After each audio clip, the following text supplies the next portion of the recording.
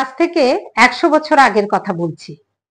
প্রতিদিন সকালবেলা বিনা পারিশ্রমিকে একজন ডাক্তার ওনার বাসভবনে রোগী দেখতেন। ওনার বাসভবনে একটি ঘরের শেষ প্রান্তে উনি চেয়ার নিয়ে বসে থাকতেন। রোগীরা সবাই দরজা দিয়ে ঢুকে হেঁটে ওনার কাছে যেতেন। এই রোগীদের হেঁটে যাওয়ার মধ্যে উনি রোগীর রোগ নির্ণয় করে নিতেন। এতটাই ছিল ওনার অন্তর্দৃষ্টি, এতটাই ছিল ওনার দক্ষতা। নমস্কার, আমি সুস্মিতা। আমি বলছি একেবি টিভির স্বাস্থ্য কথা থেকে। আপনারা নিশ্চয়ই এতক্ষণে বুঝতে পেরে গেছেন আমি কার কথা বলছি। ঠিকই ধরেছেন, আমি বলছি ডক্টর বিধানচন্দ্র রায়ের কথা, যার জন্মদিন এবং মৃত্যুদিন একই দিনে, 1 জুলাই। এই কিংবদন্তি, এই প্রবাদ প্রতিম ডাক্তারকে স্মরণে রাখতে, ওনার প্রতি শ্রদ্ধা জানাতে, ওনার প্রদর্শিত পথে পথ চলতে 1 জুলাই দিনটিকে ডক্টরস ডে হিসেবে নির্ধারিত করা হয়েছে। ডাক্তাররা আমাদের কাছে ভগবানের সমতুল্য।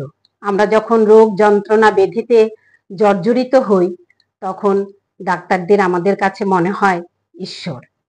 এ রাজ্যের প্রথিতযশা ডাক্তাররা আপনাদের সকলের উদ্দেশ্যে, রাজ্যবাসীর উদ্দেশ্যে একেবি টিভির মাধ্যমে এই ডক্টরস ডে উপলক্ষকে রেখে, ডক্টরস ডে কে সামনে রেখে শুভেচ্ছা বার্তা জানিয়েছেন। চলুন আমরা দেখে নেই, আমরা শুনে নেই ডাক্তারদের সেই শুভেচ্ছা বার্তা।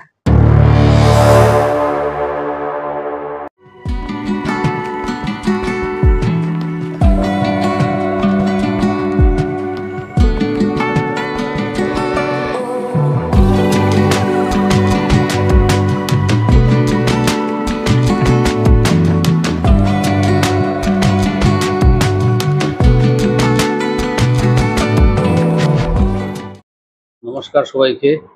1 জুলাই ডক্টরস ডে উপলক্ষে সবাইকে, বিশেষ করে ত্রিপুরাবাসী সবাইকে শারীরিক সুস্থতার জন্য শুভেচ্ছা জানাই।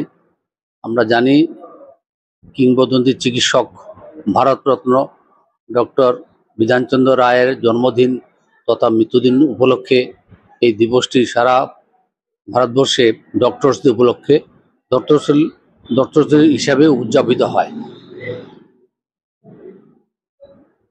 আজকের দিনে ডক্টর বিসি রায়কে আমি এই সুযোগে আমার 17 কোটি প্রণাম জানাচ্ছি। ওনার আশীর্বাদ প্রেরণাই যেন আমাদের পাথে হয়। ত্রিপুরাবাসী সবার উদ্দেশ্যে সুস্থ সবল থাকার জন্য আমার এই দীর্ঘ 40-45 বছর চিকিৎসক জীবনের অভিজ্ঞতায় বলছি যে আমাদের সবাইকে সুস্থ থাকতে গেলে আমাদের যে আর্য কৃষ্টি, সেই আর্য কৃষ্টি আমাদের ফিরে যেতে হবে। আমাদের যে চিরন্তন স্বাস্থ্যবিধি, সেটা মানতে হবে। আর্য কৃষ্টিতে সকাল উঠা, প্রাতঃকৃত করার পরে শরীরচর্চা, যোগব্যায়াম, প্রাণায়াম, নাম ধ্যান ইত্যাদি করার পরে আমাদের সবার শিক্ষা বা কার্যক্ষেত্রে নিমিত হবে। সবাইকে তাড়াতাড়ি ঘুমাতে হবে। আমরা আজকাল খুব দেরি করে ঘুমাই, এটা খুব খারাপ অভ্যাস। এবং সবাইকে সুস্থ আহার, সীমিত আহার গ্রহণ করার পরামর্শ দেওয়া হবে। আমরা আজকাল যারা ফাস্টফুড বা প্যাকেট জাতীয় খাবার খাচ্ছি, এটা আমাদের স্বাস্থ্যের জন্য খুবই খারাপ। সেই খারাপ যত আমরা পরিহার করব, সেই খাবারগুলো আমরা যত পরিহার করবো ততই ভালো। ঘরে তৈরি খাবার, সবুজ শাক সবজি, ফলমূল ইত্যাদি আমরা বেশি করে খাবো এবং আমাদের ছেলে মেয়েকে খাওয়াতে পারবো। এর পাশাপাশি আমি সবাইকে বলবো, আমরা যেন একটা পজিটিভ চিন্তাধারা নিয়ে চলি। সবসময় আমরা একটা পজিটিভ দিক যেন চিন্তার মধ্যে থাকে। আমি আমার আশেপাশের মানুষের সুখ দুঃখে সঙ্গীদার হব, তাদের সঙ্গে আমার সুখ দুঃখ শেয়ার করব, তাতে আমরা আনন্দে থাকবো। সবসময় একটা স্মিত হাস্য থাকবো। একজন দেখা হলে আমরা যেন একটা হাসি দিই। এই হাসির বার্তা, আনন্দের বার্তা আমরা বলি। আর মনে মনে সারাদিন আমরা পজিটিভ চিন্তা রাখবো। সবার মধ্যে কিছু না কিছু অভাব, অভিযোগ, নেগেটিভ কিছু থাকে, সেগুলো আমরা ধরবো না। সবাইকে, ছেলে মেয়েদের মধ্যেও তাদের মধ্যে যে গুণগুলি আছে সেইগুলিকে যদি আমরা বলি, তাতে তারা ভালো থাকবে। সবাইকে এই যে সুস্থ স্বাস্থ্যের যে যে যে যে শিক্ষাটা, সেটা কিন্তু ঘরের থেকে শুরু হয়। ঘরে আমরা যে খাবারগুলি খাবো, ছেলে মেয়েদের ছোটবেলাতে খাওয়াতে শেখাবো, তারাই সেটা খাবে এবং তাদের স্বাস্থ্য সুন্দর থাকবে।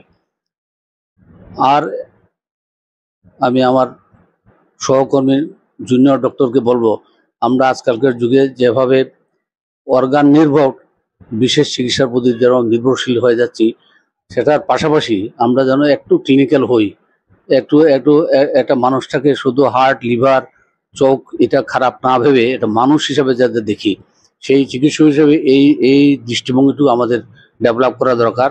আর আমরা যেন বিভিন্ন রকম পরীক্ষা নিরীক্ষার পাশাপাশি ক্লিনিক্যাল এক্সামিনেশন যেটা যেন গুরুত্ব দিই, তাতে অনেক সময় আমরা অপরিহার্য আহ, অনেক পরীক্ষা না করাতে পারবো এবং সেই অনুযায়ী ওষুধও কম লিখতে পারবো। এই কটি কথা বলে সবার সুস্বাস্থ্য কামনা করে আমি আর বলা শেষ করলাম। সবাইকে অসংখ্য ধন্যবাদ। নমস্কার। একেবি টিভির পক্ষ থেকে রাজ্যের সকল বিশিষ্ট চিকিৎসকদের জানাচ্ছি ডক্টরস ডের শুভেচ্ছা এবং অভিনন্দন। আপনারা সবাই ভালো থাকবেন, তাহলে আমরাও সবাই ভালো থাকবো। নমস্কার।